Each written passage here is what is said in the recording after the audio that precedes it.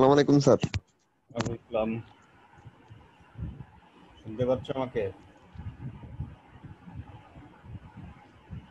Sir শুনতে পাচ্ছ? Sir শুনতে পাচ্ছি। তুমি কোথায় আছো এখন? স্যার গ্রামে স্যার, মাদারীপুরে স্যার। মাদারীপুর।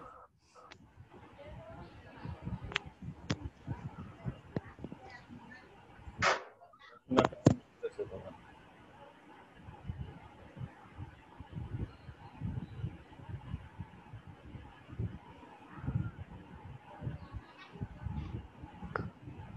কেমন চলতেছে পড়াশোনা? হ্যালো। জি স্যার আলহামদুলিল্লাহ। জি স্যার আলহামদুলিল্লাহ ভালো আছি।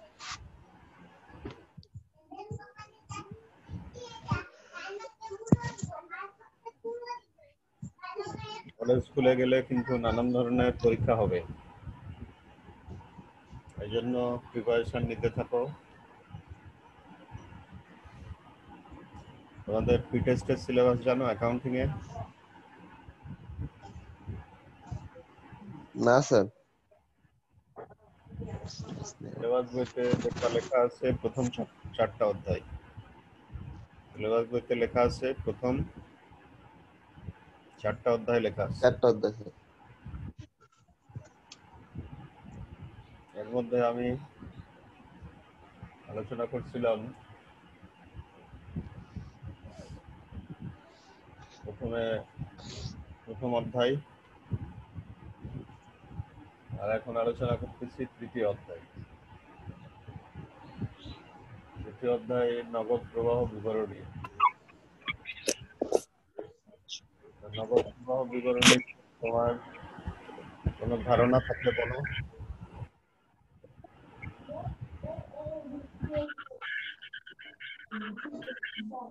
নগদ প্রবাহ বিবরণী নিয়ে তোমার কোনো ধারণা থাকলে বলো।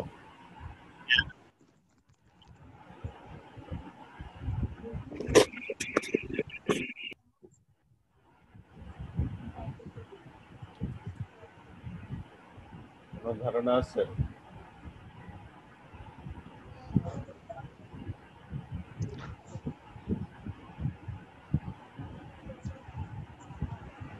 নগদ নগদ প্রবাহ বিবরণী নিয়ে কোনো ধারণা আছে তোমার? এর না নগদ স্যার। নগদ তানভীর, তানভীর তোমার বলো। জি স্যার। নগদ প্রবাহ বিবরণী নিয়ে কোনো ধারণা থাকলে বলো।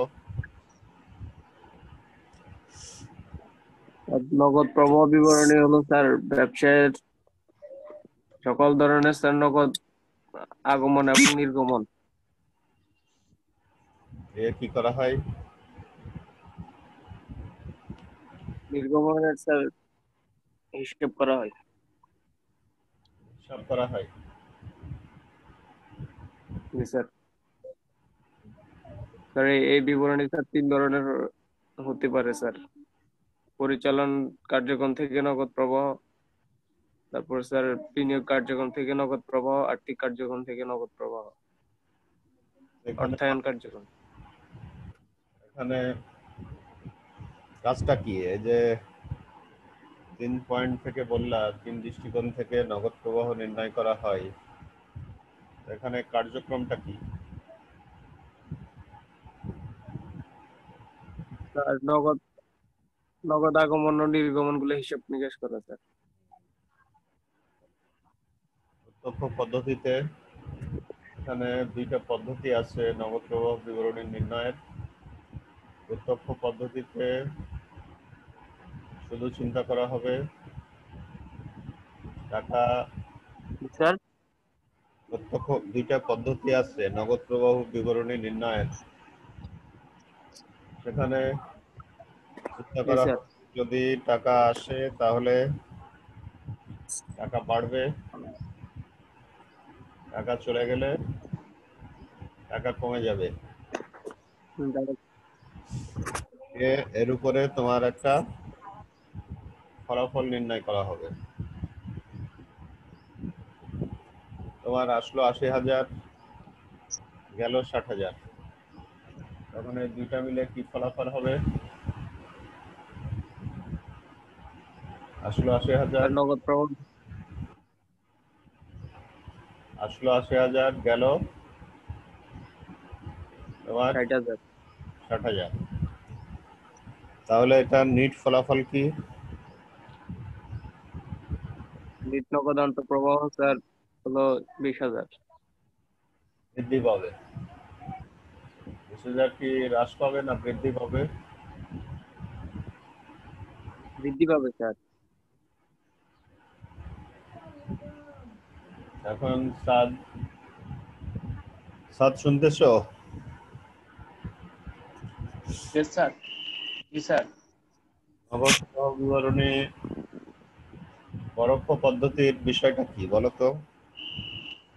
নগদ প্রবাহ বিবরণী আমরা এর আগে কয়েকটা ক্লাস আলোচনা করলাম। নগদ প্রবাহ বিবরণী পরোক্ষ পদ্ধতির ব্যাপারটা কি?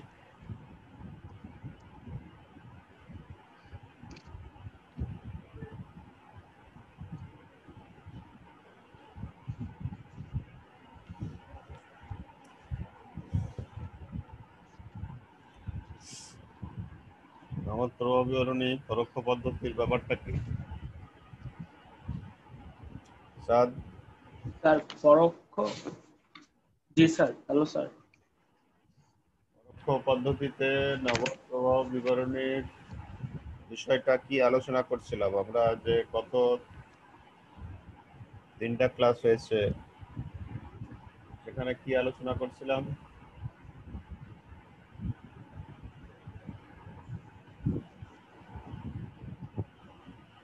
স্যার পরোক্ষ পদ্ধতি হচ্ছে স্যার, ওখান থেকে স্যার আমাদেরকে নগদ প্রবাহ বিবরণী পরিচালন কার্যক্রম থেকে, বিনিয়োগ কার্যক্রম থেকে আর অর্থায়ন কার্যক্রম থেকে নগদ প্রবাহ বিবরণী তৈরি করতে হবে স্যার। 3 ধাপে তৈরি করতে হবে। এখানে কনসেপ্টটা কি, কিভাবে নির্ণয় করবা?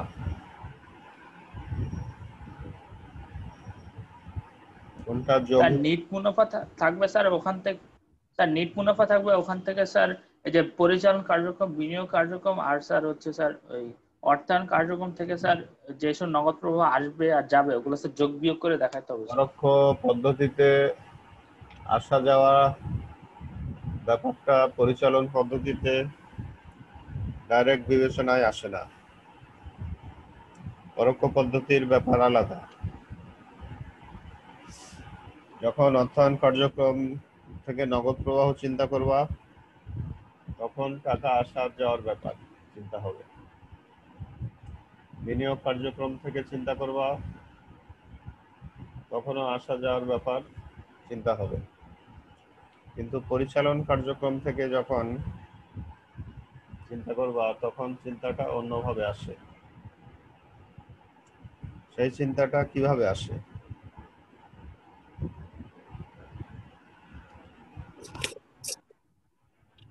স্যার একটা বাড়লে একটা কমবে স্যার। তখন চিন্তা করবা যে কোনো বিচার বিশ্লেষণ করবা। যেমন এখন একটু মেঘের মতো ভাব আছে না? তোমাদের অঞ্চলে কেমন আছে? জি স্যার, মেঘের মতো ভাব আছে। তখন তুমি চিন্তা করবা যে তার স্যার মানে মিরপুরে তো মেঘলা স্যার। মিরপুরে মেঘ নাই, মানে তুমি চিন্তা করবা যে বৃষ্টি হওয়ার সম্ভাবনা কম।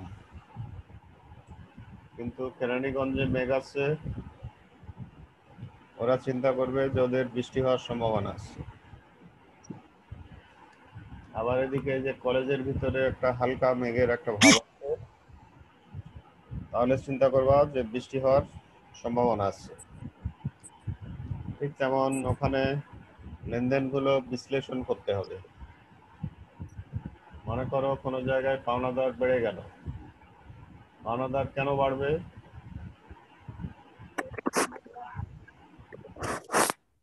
স্যার দায় বৃদ্ধি পেলে বা বাকিতে পণ্য ক্রয় করলে স্যার। ক্রয় করলে, এই যে ক্রয়ের কথাটা বললা, ক্রয় দিয়ে নেট লাভ কমে না বাড়ে? কমে স্যার। কমে। তাহলে নগদ তহবিল বাড়বে। নেট লাভের সাথে নগদ তহবিলের বিপরীতধর্মী সম্পর্ক বিদ্যমান।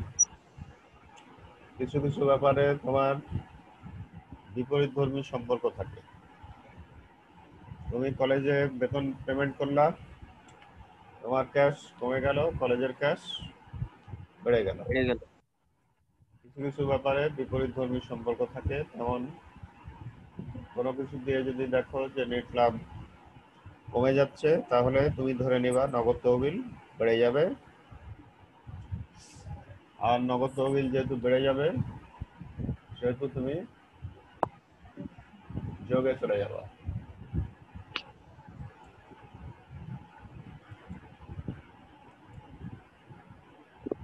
ক্লিয়ার? যখনই তুমি দেখলা যে তোমার নেট লাভ কমে যাচ্ছে, তার মানে নগদ তহবিল বেড়ে যাচ্ছে, তখন যোগে চলে যাবা। এই অঙ্কগুলো করার ক্ষেত্রে আরো চিন্তা করবা, যদি সম্পদ বৃদ্ধি যোগ হয় তাহলে দায় বৃদ্ধি কি হবে? অপোজিট সম্পর্ক যেহেতু, বাদ। দায় বৃদ্ধি তাহলে মাইনাস হবে, তাই না? সম্পদ বৃদ্ধি যোগ হলে দায় বৃদ্ধি তখন মাইনাস করবা।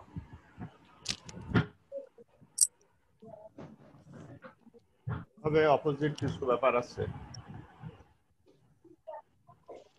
এখন আমরা দেখো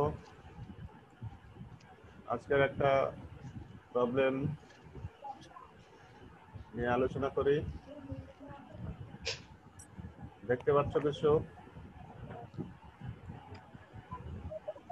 বয়েজ? দেখতে পাচ্ছ কিছু? জি স্যার। দেখতে পাচ্ছ বলো? নাহিদ লিমিটেডের তুলনামূলক আর্থিক অবস্থার বিবরণী নিচে দেওয়া হলো। ঠিক আছে। এখানে আমরা শুরুতে এটা 12 সালে কিছু ডাটা দেওয়া আছে, আর এটা 13 সালের ডাটা। 12 সালে ছিল নগদ 17,000, 13 সালের শেষে 15,000। এখানে 22,000 আছে, শেষে 25,000। এখানে যে আমরা পাচ্ছি যে প্রাপ্য বেড়ে গেল 3,000 টাকা। এখান থেকে আমরা কি বিশ্লেষণ করব? প্রাপ্য 3,000 বাড়া অর্থ কি? কেন প্রাপ্য বাড়ে? প্রাপ্য ওয়ার্ডে স্যার ধারে বিক্রয়। হ্যাঁ, এই কারণে বাড়ে। তো বিক্রয় দিয়ে লাভ বাড়ে না কমে? ধারে বিক্রয় স্যার ধারে বিক্রয়, ঠিক আছে, বাড়ে স্যার। লাভ বাড়ে, তাই না? সেখান থেকে চলে আসবা নগদ তহবিল কমে। তার মানে এই 3,000 টাকা নগদ তহবিল যেহেতু কমে যায়, এই জন্য মাইনাস হবে। এখানে 22,000 শুরুতে ছিল, আর শেষে হচ্ছে 25,000। তাহলে বিশ্লেষণটা আবার বলি।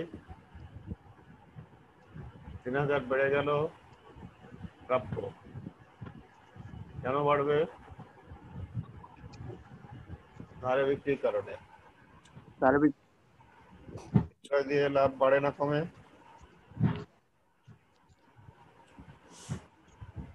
বিক্রয় দিয়ে লাভ বাড়ে না কমে? বাড়ে। তাহলে নগদ তহবিল কমে যাবে।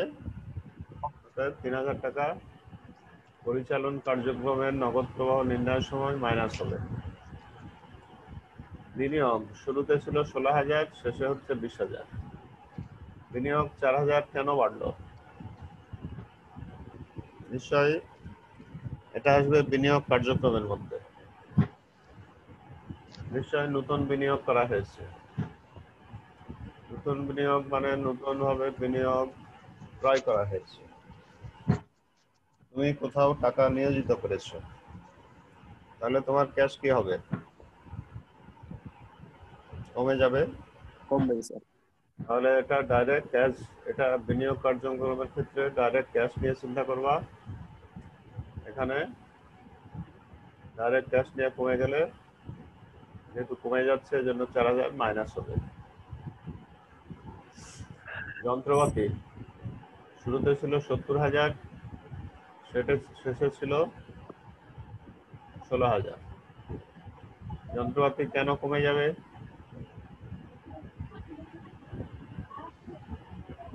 অপচয় স্যার। অবচয় এক হতে পারে, কিন্তু এই অঙ্কে ডাইরেক্ট অবচয় নিয়ে কোনো কথা বলা নাই। তাহলে অন্য কি কারণে কমতে পারে? বিক্রি করলে স্যার।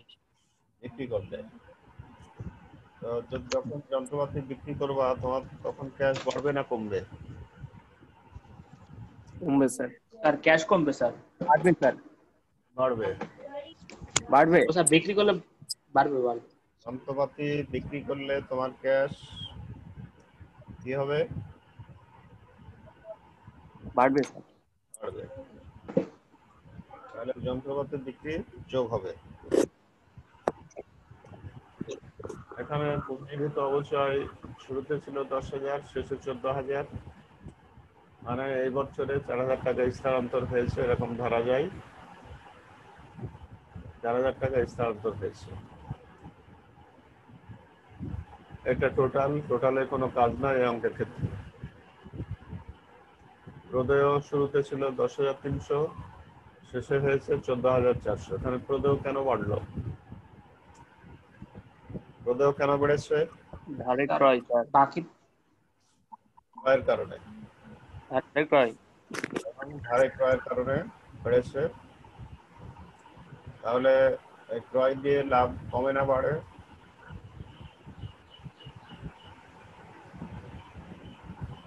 ক্রয় দিয়ে লাভ কমে স্যার। কমে। তাহলে নগদ তহবিল কি হবে?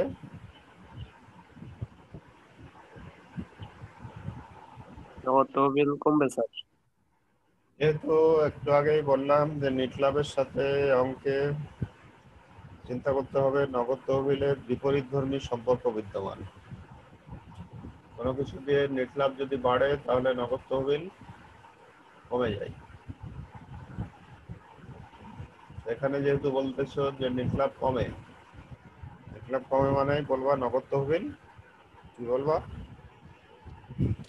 বাড়ে। বাড়ে। বাড়বে। তাহলে তোমার যোগ হবে, যেহেতু নগদ তহবিল বাড়তেছে যোগ হবে। প্রদেয় বন্ড শুরুতে ছিল 30,000, শেষে 10,000। বন্ডের মাধ্যমে কোম্পানি টাকা সংগ্রহ করে, এই বন্ডটা কমে গেছে মানে নিশ্চয় বন্ডের টাকা পরিশোধ করছে। এটা তো আর পরিচালন কার্যক্রমের মধ্যে না, এটা অর্থায়ন কার্যক্রমের মধ্যে। অর্থায়নের ভিতর চিন্তা করবা যে তোমার ক্যাশ কি হচ্ছে, বন্ড পেমেন্ট করলে ক্যাশ কমে যাবে, তাহলে 20,000 টাকা ভাইরাস হবে। দেখলাম। সাধারণ শেয়ার শুরুতে ছিল 45,000, শেষে 50,000। সাধারণ শেয়ার কেন বাড়লো? কারণ নতুন শেয়ার আবার বিক্রি করছে। নতুন শেয়ার বিক্রি করলে তোমার ক্যাশ আসবে না যাবে? ক্যাশ আসবে। তাহলে এই 5,000 টাকা ক্যাশ বেড়ে যাবে, এই জন্য প্লাস হবে। সংরক্ষিত আয় মানে আগের রিজার্ভ আয় ছিল 29,000, এখন রিজার্ভ আয় হয়ে গেছে 31,600। এটা দিয়ে বোঝাচ্ছে যে তুমি একটা ফান্ডের টাকা আরেকটা ফান্ডে স্থানান্তর করে রাখবা, এতে তোমার ক্যাশের উপর কোনো প্রভাব পড়বে? স্যার। তোমার জিনিস আছে, তুমি একটা জিনিস এক জায়গা থেকে আরেক জায়গাতে রাখলা, এতে ক্যাশের উপর কোনো প্রভাব নাই। এই জন্য এটার কোনো প্রভাব চিন্তা করা যাবে না। এই আমাদের কি কি চাচ্ছে দেখো। বিনিয়োগ কার্যক্রমের নগদ প্রবাহ নির্ণয় করতে বলছে, অর্থায়ন কার্যক্রমের নগদ প্রবাহ নির্ণয় করতে বলছে,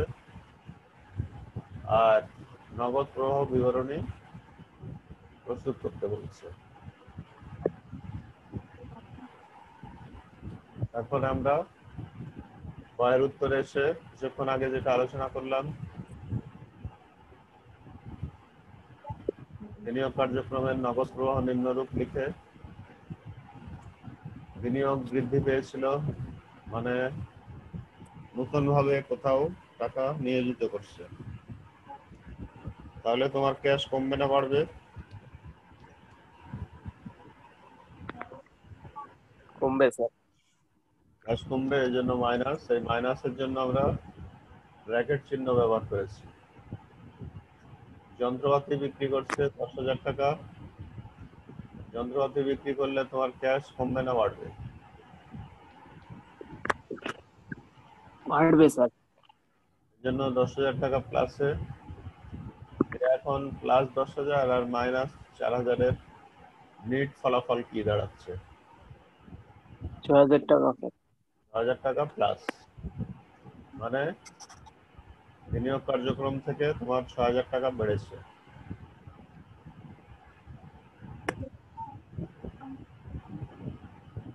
কোনো কোশ্চেন এখানে কারো? না স্যার। কোশ্চেন থাকলে বলো।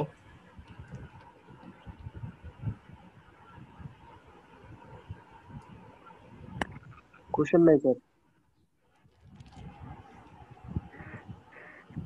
অর্থায়ন কার্যক্রমে কিছুক্ষণ আগে যা দেখলাম, আলোচনা হয়েছে, তাতে তোমার বন্ড হ্রাস পেয়েছিল। বন্ড হ্রাস মানে তুমি মানুষের কাছ থেকে টাকা ধার নিচ্ছিলা, কোম্পানি টাকা ধার নিচ্ছিল, তার টাকা পেমেন্ট করেছে, তাহলে ক্যাশ কি হবে? ক্যাশ তাহলে 1,000 টাকা মাইনাস, কমবে স্যার। ক্যাশ কমে যাবে। আর পটেনশিয়াল বৃদ্ধি, এটা দিয়ে তোমার ক্যাশ বেড়ে যাবে 5,000। যে দুইটা মিলে নেট নগদ প্রবাহ কত হবে? মাইনাস -15,000। 15,000। এখানে -20,000 গেছে, আর শেয়ার বৃদ্ধিতে 5,000। নেট নগদ প্রবাহ এখানে হয়ে যাবে মাইনাস হয়ে যাবে।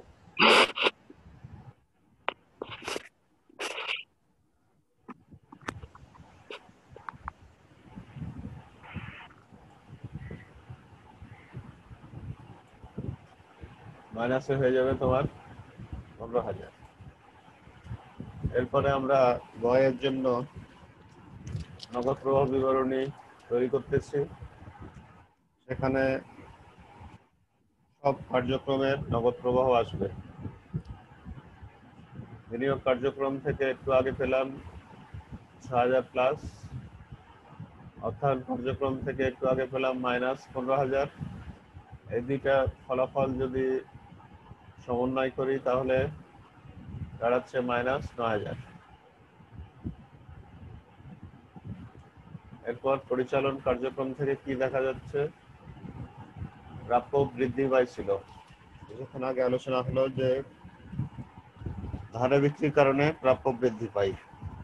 ধারে যে বিক্রি করা হয়েছে না, এই জন্য প্রাপ্যটা বৃদ্ধি পাবে। স্যার। প্রাপ্য বৃদ্ধি পেল কেন? বিক্রয়ের কারণে। বিক্রয় দিয়ে নেট লাভ কমে না বাড়ে? বাড়ে স্যার। বিক্রয় দিয়ে নেট লাভ বাড়ে, বাড়ে। তাহলে নগদ তহবিল কি হবে? কমবে। এখানে যদি কেউ চিন্তা করে যে পড়াশোনা করেনি, সে ভাববে বিক্রয় দিয়ে তো ক্যাশ বাড়ে, তখন কি করতে চাইবে সে? যোগ করতে চাই। পড়াশোনার সাথে কোনো সম্পর্ক নাই,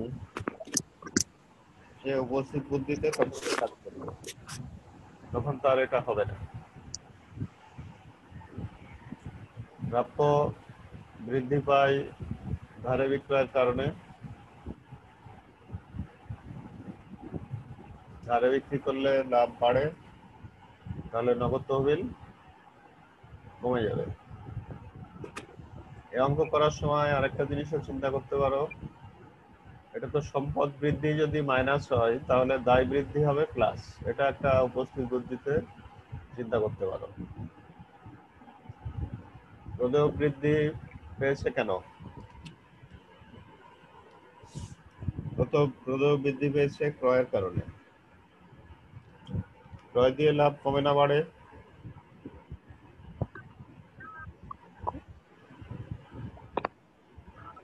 ক্রয় দিয়ে লাভ কমে, কমে স্যার। কমে স্যার, কমে। তাহলে নগদ তহবিল কি হবে?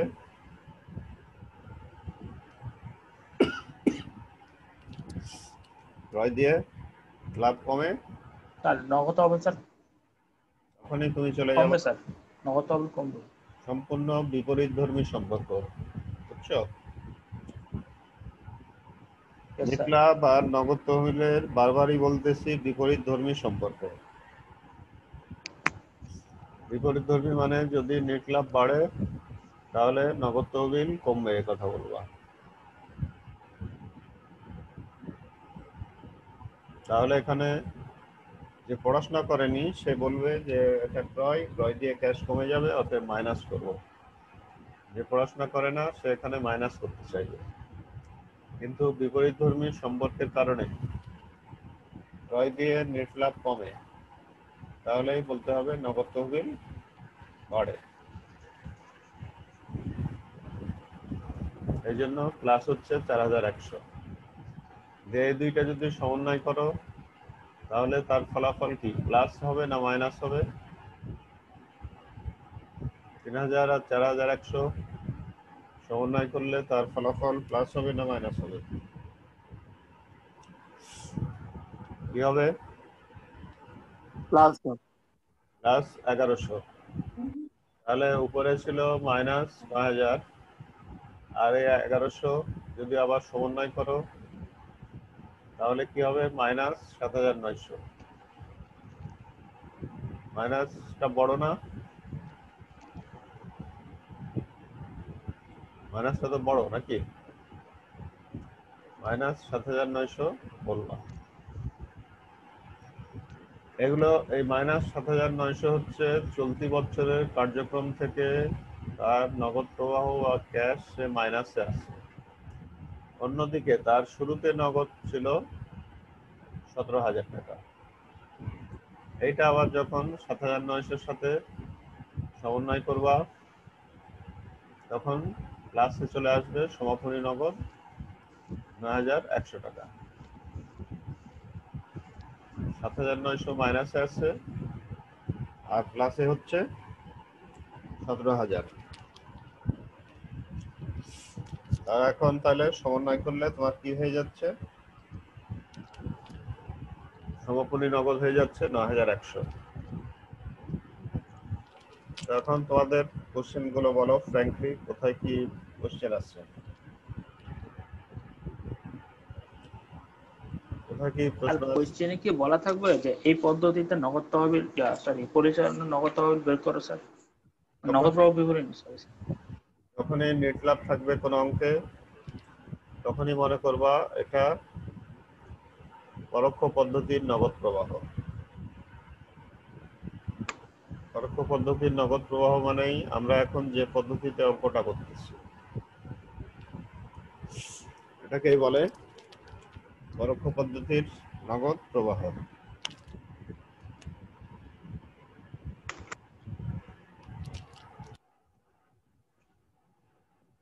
আর কার কি প্রশ্ন? প্রশ্নটা আবার শুরু থেকে দেখো, এখান থেকে ছিল তাই না? এখান থেকে শুরু হয়েছে। কার কি কোশ্চেন আছে বলো?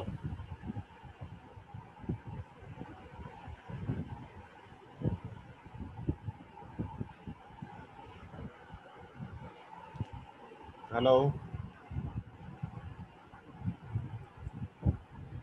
কারো কোথাও কোনো কোশ্চেন থাকলে বলো।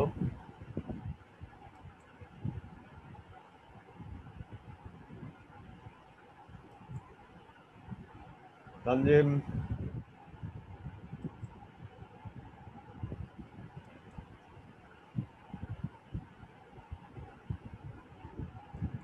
হ্যালো তানজিম, তানজিম আসো। আসসালামু আলাইকুম স্যার। বুঝলাম। জি স্যার। কোথায় আছো এখন?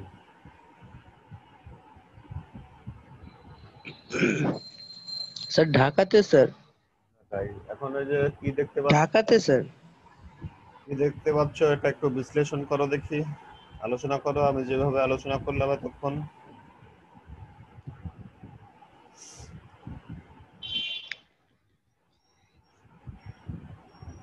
স্যার ওইভাবে আলোচনা করতে তো পারবো না স্যার। ভালো চেষ্টা করো, তোমার চেষ্টা করলে তো আর ক্ষতি হবে না, তাই না? চেষ্টা যদি করো ক্ষতি হবে না। জি স্যার। কলেজ খুলে গেলে কিন্তু নানান ধরনের পরীক্ষা তোমাদের শুরু হবে, এটা মনে রাখবা।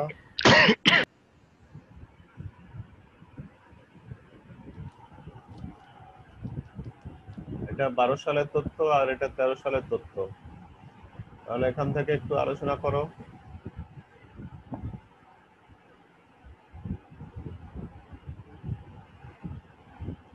হ্যালো, জি স্যার। আলোচনা করো একটু।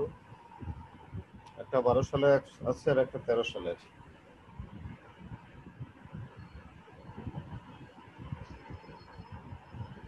ট্রাই করো, হোক না হোক তোমার ট্রাই করলে কোনো কিছু ক্ষতি হবে না।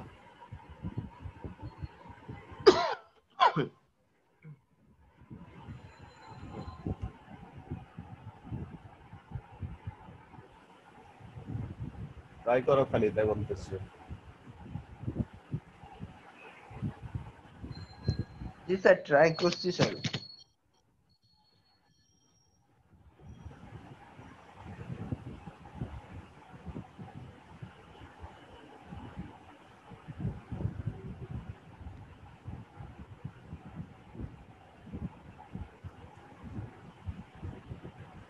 স্যার পারবো না স্যার। ট্রাই করলে তো কোনো কিছু ক্ষতি হতো না, তাই না? অন্য কেউ, অন্য কেউ স্বইচ্ছায় বলো, কেউ এটা বিশ্লেষণ করতে চাইলে। সালাউদ্দিন,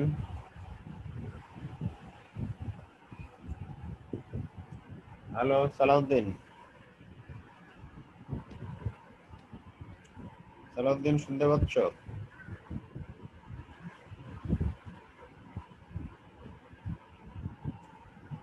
জি স্যার, শুনতে পাচ্ছি।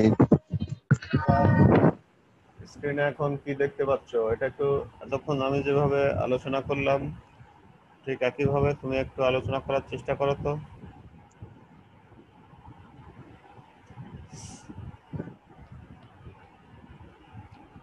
আমি এতক্ষণ যেভাবে আলোচনা করলাম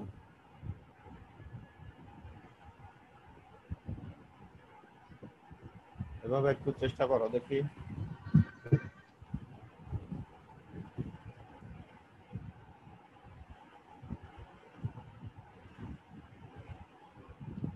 হ্যালো, পারবা বলতে কিছু? হুম,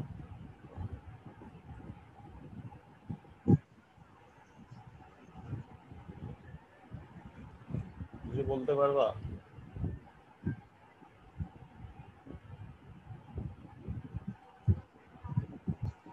তানভীর, হ্যালো তানভীর, তানভীর,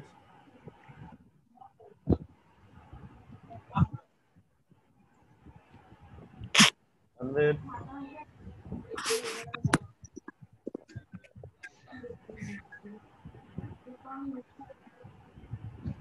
তানভীর, জি স্যার।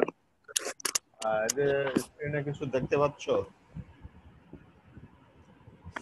জি স্যার, দেখতে পাচ্ছি স্যার। আচ্ছা, তো এটা একটু বিশ্লেষণ করো দেখি, প্রত্যেকটা ডাটা বিশ্লেষণ করে বলার চেষ্টা করো, না বলতে পারলে তো তোমার ক্ষতি হবে না কোনো, তাই না?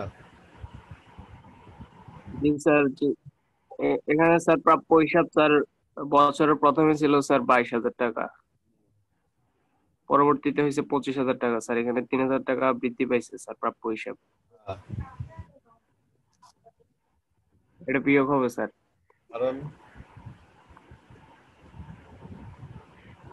তোমাকে কারণ স্যার প্রাপ্য হিসাবটা শুরু হয় স্যার বিক্রয়ের মাধ্যমে, আর বিক্রয় করলে স্যার নেট লাভ বৃদ্ধি পায়।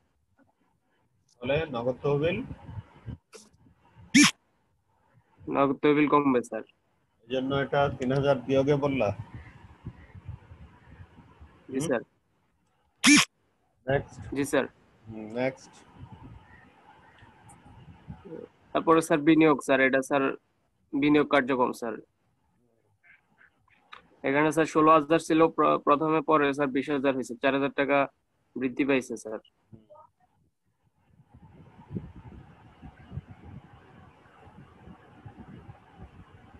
এটা যোগ হবে স্যার। এখানে বিনিয়োগ বিনিয়োগ যে তোমার বিয়োগ হবে স্যার। এখানে যোগ বিয়োগেরই তো ব্যাপার। এখানে বিনিয়োগ বেড়ে গেল, কেন বাড়লো? নিশ্চয়ই নতুন ভাবে বিনিয়োগ করছে। জি স্যার। নতুন বিনিয়োগ করছে মানে নিশ্চয়ই কোথাও টাকা ধার দিচ্ছে। টাকা ধার দিচ্ছে মানে ক্যাশ কি হবে? ক্যাশ ক্যাশ কমবে স্যার। টাকা ধার দিচ্ছে মানে ক্যাশ কমে যাবে, তাই না? তাহলে এটা জি যাচ্ছে স্যার। বিয়োগে যাচ্ছে নাকি? বিয়োগ হবে। আচ্ছা, জি স্যার। নেক্সট বলো। তারপরে স্যার যন্ত্রপাতি ছিল 17,000, পরে 60,000 স্যার। এখানে স্যার 10,000 টাকা হ্রাস পাইছে স্যার। আহ, যন্ত্রপাতি বিক্রি করা হয়েছে। আহ, এর ফলে এটা যোগ হবে স্যার। কেন যোগ? এর ফলে স্যার নগদ বৃদ্ধি পাইছে স্যার। 10,000 যোগ স্যার। নেক্সট। পুঞ্জীবিত অবচয় স্যার আসবে না। তারপর তারপরে স্যার প্রদেয় হিসাব প্রথমে ছিল 10,300, পরে 14,400 স্যার। এখানে স্যার 1,100 টাকা স্যার বৃদ্ধি পাইছে। এটা যোগ হবে স্যার। কেন বাড়লো? যদিও স্যার ধারে ক্রয়ের মধ্যে স্যার নেট লাভ কমে স্যার। আরেকটা দিয়ে নেট লাভ কমে। ধারে ক্রয়ের মাধ্যমে স্যার নেট লাভ নেট কমে লাভ কমে স্যার। এর জন্য বলতেছো নগদ নগদ তহবিল। যোগ হবে স্যার। তারপর নগদ তহবিলে স্যার যোগ হবে স্যার। প্রদেয় বন্ড স্যার, এটা হলো স্যার অর্থায়ন কার্যক্রম স্যার। এখানে স্যার প্রথমে 30,000, পরে 10,000 স্যার। স্যার 20,000 টাকা হ্রাস পাইছে। আহ, এটা বিয়োগ হবে স্যার। কারণ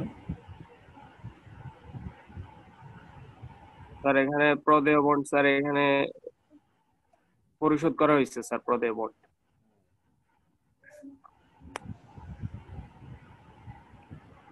মানে ক্যাশ হ্রাস পাচ্ছে। তারপর স্যার তারপরে স্যার সাধারণ শেয়ার প্রথমে ছিল স্যার 45,000, পরে 50,000 স্যার। এখানে 5,000 টাকা বৃদ্ধি। কেন বাড়লো? এটা কি হবে স্যার?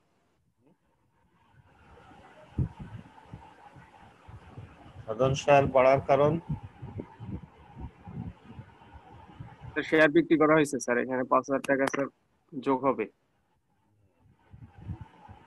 নগদ তহবিল বাড়বে স্যার। আহ, সংরক্ষিত আয় তো স্যার আসবে না। কারণ কি না আসার কারণ? না আসার কারণ স্যার এটা পূর্ববর্তী বছরে একটা সংরক্ষিত টাকা ছিল, একটা ফান্ড স্যার। টাকা ছিল, ওই টাকাটা এখন বাড়লো কেন? জি স্যার। ওই টাকাটা এখন বেড়ে গেছে, তাই না? জি স্যার। বেড়ে গেছে কেন? স্যার সাধারণ শেয়ারটা স্যার, না, সংরক্ষিত আয়।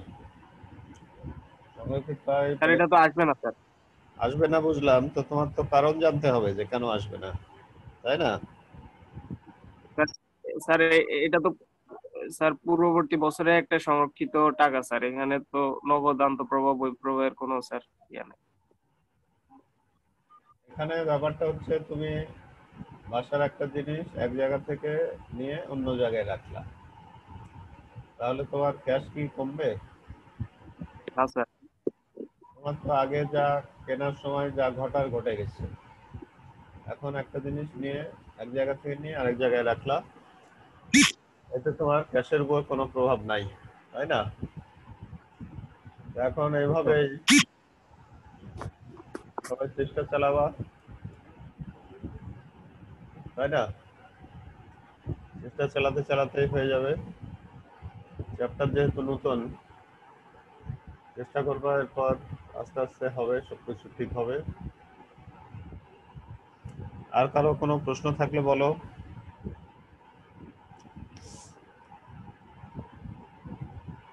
বয়েজ, আর কোনো প্রশ্ন আছে কারো? স্যার। প্রশ্ন যদি না থাকে তাহলে আজকের মতো শেষ করি, নেক্সট ক্লাসে আবার দেখা হবে। ঠিক আছে, থ্যাংক ইউ। আসসালামু আলাইকুম স্যার।